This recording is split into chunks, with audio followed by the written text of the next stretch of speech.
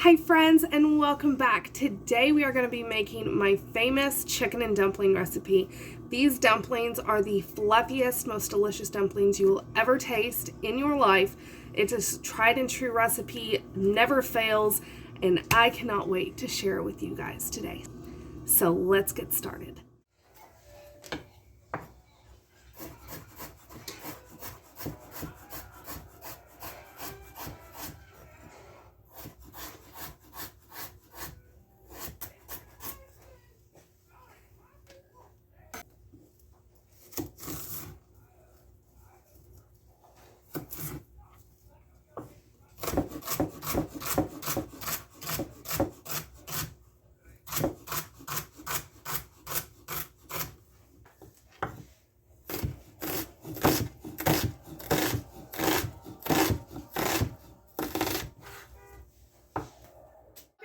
So the first thing is a really good broth or stock.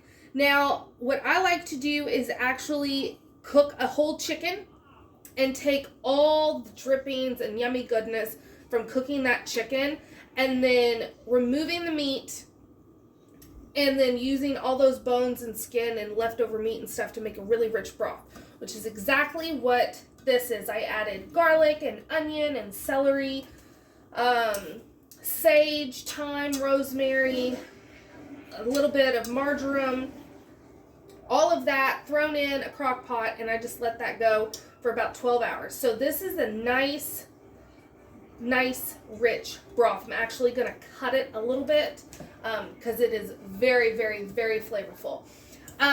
Obviously, I'm going to be using canned chicken today, but that's because we ate all of the chicken that was with this broth. So this has been sitting in the fridge and it is just, oh, it's so good. So get that in there, and I don't know if you can see how thick that's coming out. Okay, and then some water of pretty much the same amount, because I was drinking on that, and that's about how much I was having to cut it. And then we're going to go ahead and add in the broth from the chicken, but not the chicken. And that goes the same for whether you're using like chicken that you've already cooked. It's already cooked. So you don't want to add that back in until the very end. Oh, but this smells so good. This may actually be turkey. But that's okay. That is A-okay. I actually think it is turkey. Smells so good. Okay. Now, we're going to go ahead and throw in some vegetables. So I have a small onion. I have about 5 or 6 small carrots, and then a couple of just the celery hearts that I've just chopped. Okay, so now this is just going to come up to a boil. We're going to let it simmer, let the vegetables cook. I don't want to have to worry about the vegetables not being done after the dumplings are done, because once those dumplings are done, it is time to eat. So you don't want to really mess with them after they're done cooking. So I like to make sure that all my vegetables are done first, and then we move on to make. So to make these dumplings, there's really nothing to it. Minimal ingredients. You want about 3 cups of flour. Now I'm using fresh ground, so mine's going to have a slightly different color if you're using all-purpose, and you also won't have to use as much liquid. So just remember that. Just watch the liquid and start off more like a 1/2 to 3/4 of a cup, and then if your dumplings look dry, go ahead and add a little more at a time until it gets to the consistency that I'm going to show you. Fresh milled flour just absorbs more moisture, so that's why. And then to the 3 cups, we're going to add a good 2 teaspoons of salt. You want a tablespoon rounded of baking powder. I buy it in bulk from Azure. This is what's left from the quart jar that I keep up top, and a half-gallon jar. And I probably still have enough for a good, probably another quart. But I've just been using it out of the bag because it's right here. But you don't want to store, if you buy baking powder in bulk, you really don't want to store it in the brown paper bag that it comes in if you're buying it from Azure. I've just like, this will be gone in about 2 weeks, give or take. So,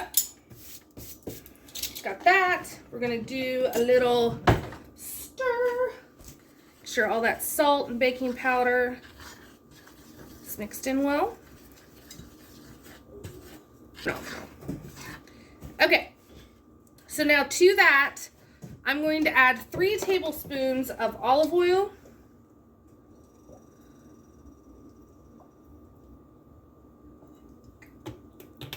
I see you. And then a cup of buttermilk. Now you could use... Now you could use regular milk if you wanted to, but I'm telling you, buttermilk just gives it that extra flavor that everyone's going to be like, oh my goodness, what is different about this? It's so good. And then you can just go, oh, it's made with love. Oh, sorry. And then stir it. Okay, so this is the consistency that you're wanting. So it is not soupy, but it's not dry. It'll stand up on your spoon, stick to your spoon. That's what you want.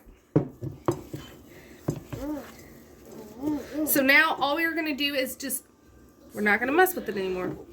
So you don't want to overwork it because of that baking powder. It'll be like continually to mix, pancake mix, and then all of a sudden you just have flat, a flat batter that doesn't rise. It's going to be the same with the dumplings. So once they're mixed in, leave them be. We're going to wait for our vegetables to get done and then start dropping them. All right, so I just took this down from high boiling down to a 6, so it's a little higher than medium. I find that if you have it on high, like some recipes show to do, it just boils over and no one has time for that. So, medium-ish heat, and then here's our dumplings, and you can see they're nice and fluffy, which is exactly what we want. Now, a couple tips. Don't overcrowd your pan. So if you're making a double, triple, quadruple batch of dumplings, or if you're using a smaller pot, do them in batches and then just have a bowl, scoop out your dumplings when they're done, add your next batch of dumplings, and so on and so forth. And then at the end, when everything is done, throw everything back in the pot gently, and then you have them all together. If you put too many dumplings, it's not going to cook right. And you're just going to wind up with a mess, and you're not going to be happy with that end product. So, there's no rhyme or reason to this. You can make your dumplings as big or as small as you want. I just kind of take a scoop and just toss them in.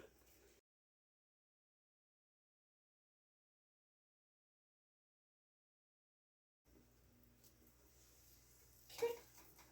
Do one more. All right, so you can see I still have about half left. We have enough in there to where it's covered without anything being overcrowded. And now we're just going to put the lid on and let this go for 20 minutes. We're not going to lift the lid up. We're not going to mess with the temperature. It's going to stay medium heat for 20 minutes. And then we'll lift the lid. Okay, so timer is getting ready to go off.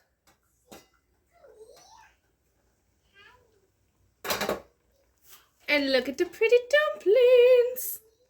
They are so good. Now again, I'm using a fresh ground flour, fresh milled flour.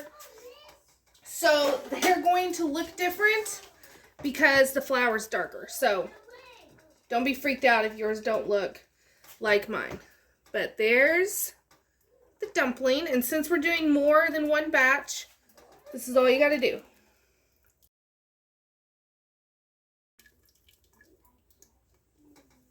Okay, so that's just going to get set aside. Oh, that's got one.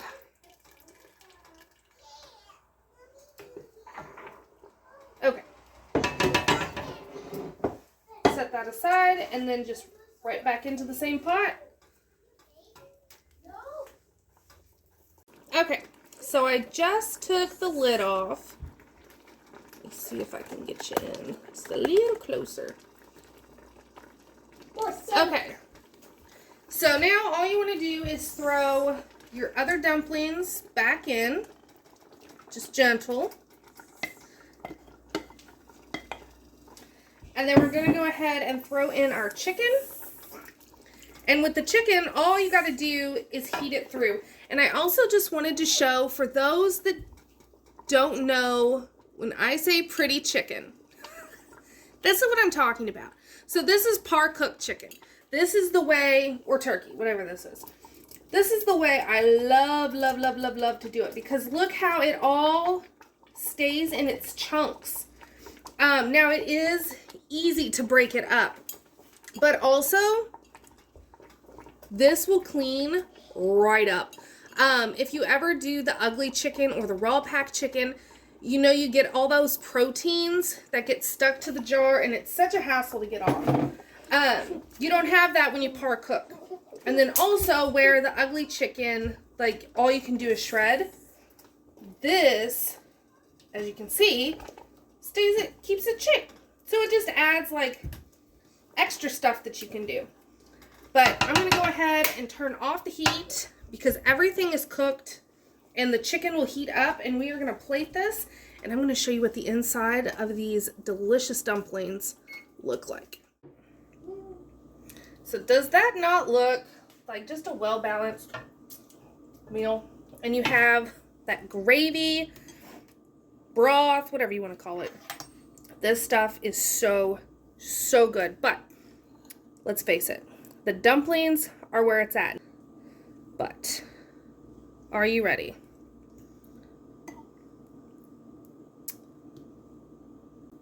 Look at that. Just admire. Oh, the fluffiness. This is what we live for in the fall and winter. If it's not chili, it's the super fluffy dumpling. Oh. It's so good. There's nothing like it. And they're just so soft, so fluffy. They melt in your mouth. So there you go. This is my only recipe that I use for my drop dumplings. It's phenomenal. It beats anything else I have tried out of the water. I really hope you try it for yourself. You will not be sorry. These are amazing. So I hope you try this recipe out for yourself. I'm telling you, once you try these, you are not going to need another drop dumpling recipe.